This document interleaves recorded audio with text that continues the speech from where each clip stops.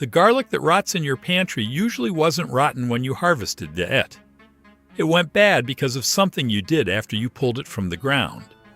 And in the next few minutes, I'm going to show you the old curing step that prevents that mistake, plus exactly how to tell when a bulb is truly ready to store. And stay with me, because later I'll also show you where people are still finding free land in this country. That sounds like it has nothing to do with garlic, but by the end, you'll understand why the two ideas belong together. I'm Ron. Johanna and I have lived off-grid for more than 40 years, and if there's one thing the land has taught us, it's that harvest day is not always the end of the job. Sometimes it's only the beginning of the part that decides whether your food lasts. I learned that with garlic. Years ago, I harvested a beautiful crop. Big bulbs, tight cloves, strong smell. I brushed off the soil, carried them inside, and stored them almost immediately because, to my eyes, they looked finished. A few weeks later, I reached into the basket and pressed my thumb against a bulb that should have been firm. It gave way. The skin felt damp. There was a faint sour smell under that familiar garlic scent. I peeled back one wrapper and found a brown soft clove underneath. The garlic hadn't failed in the garden. I had failed it after harvest. Have you ever stored a beautiful harvest and watched it spoil anyway? Fresh garlic is still carrying moisture, so before you ask it to survive for months, you have to move it from growing mode into storage mode. Old gardeners called that curing. And curing begins before the garlic ever leaves the soil.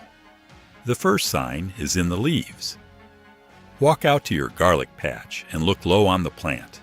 The bottom leaves begin yellowing and drying, while several of the upper leaves are still green. That's the plant telling you the bulb below is approaching maturity. Harvest too early and the bulb may not have fully matured. Wait too long and the wrappers can break down while the cloves begin separating, shortening the odds of good storage. So don't wait until the whole plant looks dead. Watch the lower leaves first. Johanna used to walk our garlic rows in the morning with coffee in one hand. I'd ask, "Today?"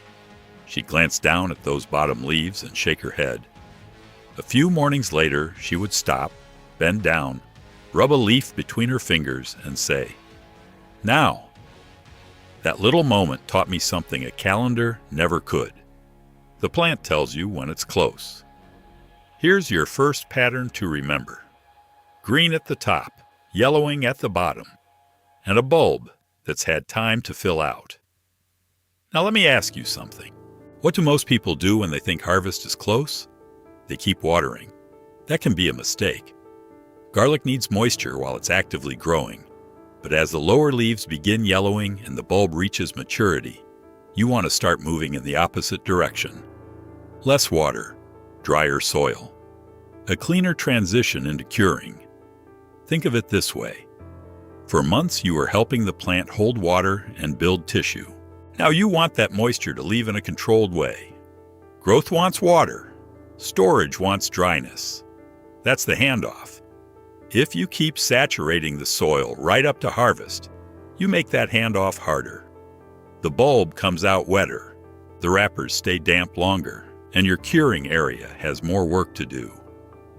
So when the garlic is telling you the end is near, ease off. Then choose a dry day if you can. And when it's time to harvest, don't grab the stem and yank. That looks satisfying in videos. It is not how I want you treating 6 months of work. Slide a fork or spade into the soil several inches away from the bulb. Loosen the earth underneath it. Then lift the whole plant gently so the bulb, stem, leaves, and roots stay attached. If the soil is heavy, take your time. A fork puncture may look like a tiny wound on harvest day. Weeks later, it can become exactly where decay begins. If you wouldn't throw an apple onto concrete and expect it to store all winter, don't bang garlic bulbs together either. Those thin, dirty wrappers are part of the bulb's protection. This is where another modern instinct causes trouble. We want to clean everything immediately. We pull the garlic, see soil clinging to the roots, and reach for the garden hose. Don't. Not yet. You are trying to remove moisture, not add more. Brush away loose soil with your fingers if it falls off easily, but leave stubborn dirt alone until the bulb is cured. Don't peel layer after layer just to make the garlic white. Every wrapper you strip away is protection you don't get back. Now we get to the part almost nobody shows in the harvest photo. The whole plant needs to dry with the leaves, roots, and bulb intact. Put it somewhere shaded, dry, and well ventilated. A covered porch, airy barn, ventilated shed, or screen rack can work. Loose bundles are fine too, as long as the bulbs aren't packed tightly together. What you don't want is a deep pile. Picture 20 fresh bulbs stacked in a plastic crate with no airflow between them. Each bulb is slowly releasing moisture, and all that moisture is being trapped around the others. You've created a tiny, humid room. That is the opposite of curing. Instead, spread them out. Let the air move. Protect them from rain. Keep them out of harsh, direct sun. And listen closely to this part because it sounds backwards. Faster is not always better. Years ago, I laid a small batch where the afternoon sun could hit it. I thought I was being clever. More heat, faster drying. The leaves crisped quickly. The outside looked finished, but the process had been too aggressive and uneven. Dry on the surface does not always mean cured inside. What you want is a gradual loss of moisture, especially through the neck and outer tissues of the plant. That's why shade and airflow work together so well. Now here's a question I want you to ask yourself at your own harvest. If I handed you one of your garlic bulbs right now, could you tell me whether it's dry or merely looks dry? Most people can't the first time. So let's make it easy. After several days, pick up one bulb. Feel the roots. If they're still flexible and alive feeling, give it more time. Pinch the neck just above the bulb. If it still feels green, thick, or damp, it isn't ready. Then rub your thumb across the outer skin. Properly cured garlic develops that dry, papery feel. The wrapper rustles. The roots feel brittle. The neck no longer feels juicy. Johanna had a habit of checking 3 places every time: roots, neck, skin. One summer, I looked at a row of hanging garlic and said, "Those have to be ready." She reached up, squeezed one neck, rubbed the roots, and handed it to me. Feel that. The outside looked dry, but the neck still had a little life in it. 3 days later, she checked again. This time, the roots almost crackled between her fingers, and the skin made that faint paper sound. That was the difference. Not appearance, texture. There's a reason I want you to remember this scene, because it will save you from relying on an exact number of days. People love exact numbers, but your climate doesn't care what a chart says. Utah State University recommends curing garlic for about 1 to 2 weeks, and that's a useful guide, not a command. A warm, dry area can cure garlic differently from a humid shed. Bulb size, airflow, temperature, and humidity all change the timing. So use the usual curing window as a guide. Your garlic gives the final answer. And when it does, you'll notice 3 signs together: papery skins, dry roots, and a neck that has clearly lost its fresh moisture. Only then do you clean it for storage. Now you can trim the roots. Now you can cut the stem if you're not braiding it. Now you can brush away the dried soil. This is also the moment to sort your harvest, and this step is where a careful gardener quietly saves a lot of food. Put the clean, intact bulbs in one group. Put damaged bulbs in another. If a bulb was pierced by the fork, split open in the ground, bruised during harvest, or has a suspicious soft spot, don't ask it to sit beside your best storage garlic for months. Use it first. Bulbs whose wrappers have opened may still be perfectly usable in the kitchen, but I wouldn't trust them for long storage. And if you're saving seed garlic for next year, look at your healthiest bulbs, not the leftovers. Your best plants are the ones you want to learn from. That's another old habit worth bringing back. Now, before I show you the final storage setup, remember what I told you near the beginning about free land? I said I'd come back to it. Well, this is where the two ideas meet. Growing garlic is one tiny example of a much bigger lesson Johanna and I learned over 40 years. Self-sufficiency is rarely about one giant, expensive project. It's dozens of small systems that reduce how much you have to buy, replace, or depend on. A bulb that stores for months is one system. Water is another. Power is another. Food production is another. And yes, even finding land can be approached differently than most people think. Johanna and I gathered the projects and systems we used over the years into the self-sufficient backyard.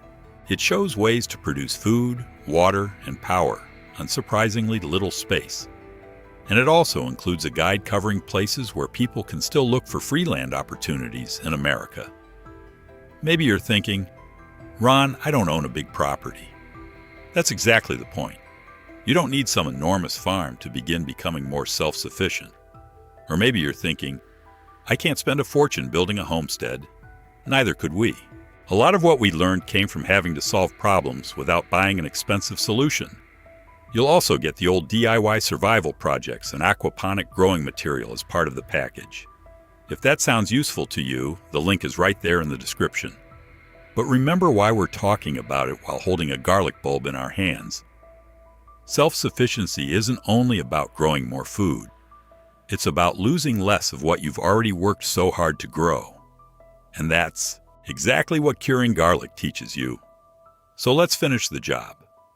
Once your garlic is truly cured and sorted, store it where air can still move around the bulbs. Mesh bags work. Open baskets work.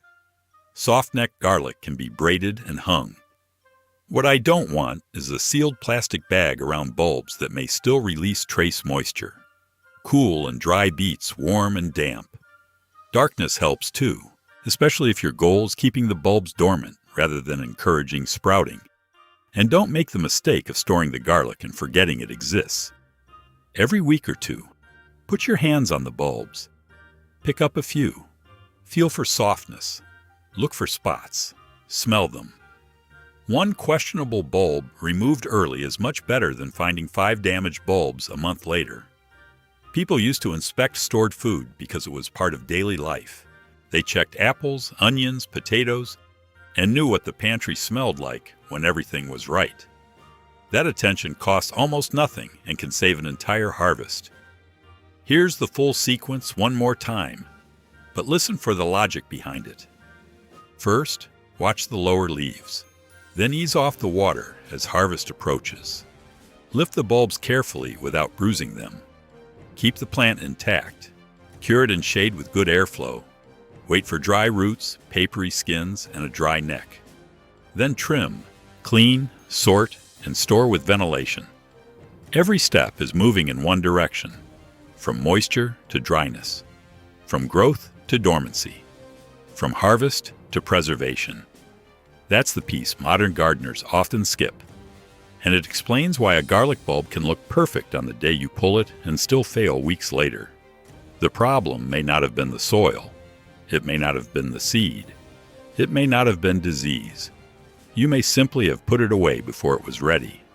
And you have to wonder, why do the big food corporations, the seed companies, the folks who send you that electric bill every month, why don't they want you knowing any of this? There's a reason people are trying to keep books like this one off the shelves.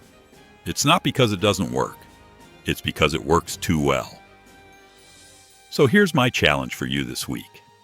If your garlic is getting close to harvest, don't trust the calendar alone. Walk outside and look at the plant. Check the lower leaves. Feel the soil. Pay attention to the weather.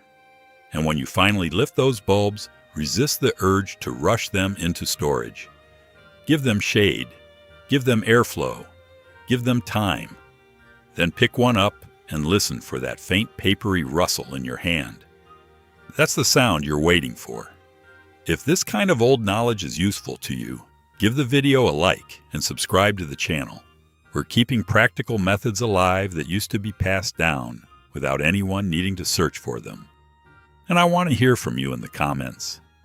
How do people cure garlic where you live? Do you hang it, spread it on racks, braid it, or use another method? I read the comments, and some of the best ideas on this channel come from people who learned these things from parents and grandparents long before the internet existed. And in the next video, I'm going to show you the storage mistake that makes carrots go soft and start spoiling long before winter's over, even when they look perfectly healthy at harvest. Until then, keep your hands in the soil. And remember, pulling garlic is the harvest. Curing it is what makes the harvest last.